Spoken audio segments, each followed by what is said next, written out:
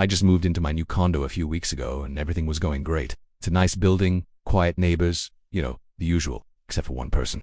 Let's call her Karen. She's the self-appointed queen of the HOA, the Homeowners Association. And she takes her role way, way too seriously. From day one, she was on my case about everything. My welcome mat was apparently the wrong shade of beige. I put up a small decorative wreath on my door, and she sent me a formal violation notice claiming it was a fire hazard. I even got a warning for watering my balcony plants at the wrong time of day. It was getting ridiculous. One day I decided I'd had enough of her nitpicking. I work from home as a software developer, and a big part of my job involves security systems. So, I decided to upgrade my front door lock. I replaced the standard, flimsy lock that came with the apartment with a high-tech smart lock system. It's got a keypad fingerprint scanner and it's completely unpickable. I also made sure to change the deadbolt to a heavy-duty commercial-grade one. My front door was now basically a vault. I figured a little extra security never hurts, right? And maybe, just maybe, it would keep unwanted visitors, namely Karen, from snooping around. A few days later I was deep into coding, headphones on, completely in the zone. Suddenly I heard a faint commotion outside my door. I took off my headphones and listened. I could hear someone fumbling with the doorknob, followed by a series of increasingly frustrated grunts. Then, a loud, angry voice I recognized all too well. It was Karen. What is wrong with this stupid door? My master key should work on every unit, she shrieked. A master key? I froze. The HOA has a master key to everyone's apartment. That's not just creepy. It's a massive invasion of privacy and a huge security risk. What if that key got lost or stolen? Anyone could just walk into our homes. I crept over to the door and looked through the peephole. Sure enough, there was Karen Reed in the face, jiggling a key in my lock with all her might. She was trying to force her way into my apartment. Unbelievable. She tried the key a few more times, huffing and puffing. Before finally giving up, I watched as she whipped out her phone, her thumb furiously tapping the screen. A moment later I heard her say, "Yes, I need to report a lockout and a possible uncooperative resident at 123 Maple Street, apartment 4B. The resident has illegally changed their lock, and I can't gain entry for a routine inspection." Routine inspection. There was no scheduled inspection. She was just making that up to justify breaking into my home. The audacity was off the charts. I stood there listening to her give the dispatcher my apartment number, completely unaware of the irony of the situation. You see, before I became a full-time software developer, I worked for a few years as a 911 dispatcher to pay my way through college. And because I liked the work and wanted to give back to the community, I still pick up a few volunteer shifts on weekends. And guess who was on dispatch duty that very afternoon? Yep, it was me. My work phone, which I keep on for emergencies, started buzzing. I looked at the screen and saw the familiar dispatch alert. I took a deep breath, put on my best professional dispatcher voice, and answered the call that had been routed to me. 911, what is your emergency? I said, trying my best not to laugh. On the other end, I heard Karen's frantic voice. Hello, yes. I'm the HOA president at 123 Maple Street. The resident in 4B has illegally changed his lock, and I can't get in.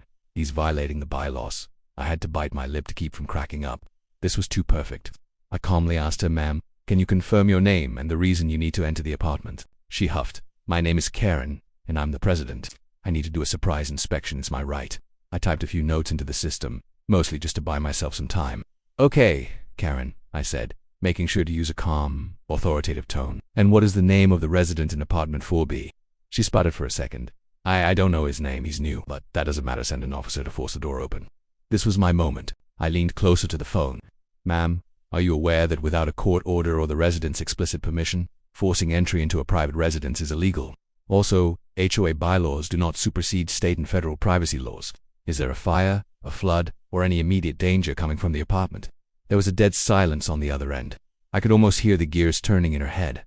"Well, no," she stammered. "But, the rules." "The rules, ma'am, do not allow you to break into someone's home," I said, letting a little bit of my own voice slip through the professional dispatcher persona, especially when the resident is, in fact, home.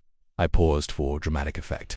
Then, I walked over to my front door, unlocked it from the inside, and pulled it open. Karen was standing there, phone still pressed to her ear, her jaw hitting the floor. Her face went from beet red to ghost white in about half a second. She stared at me, then at the phone in her hand, then back at me. I held my work phone up to my ear and said, in my sweetest dispatcher voice, "Is there anything else I can help you with today, Karen?" She just stood there, speechless, looking like a deer caught in headlights.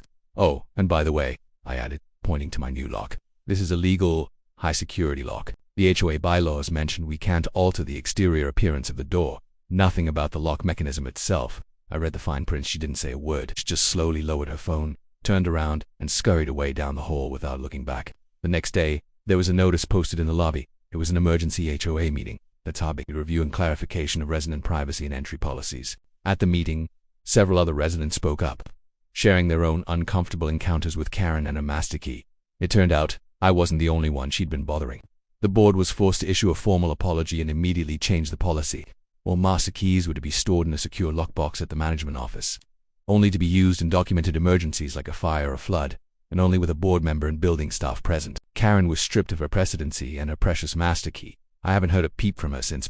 Every now and then I see her in the hallway and she just looks at the ground and hurries past.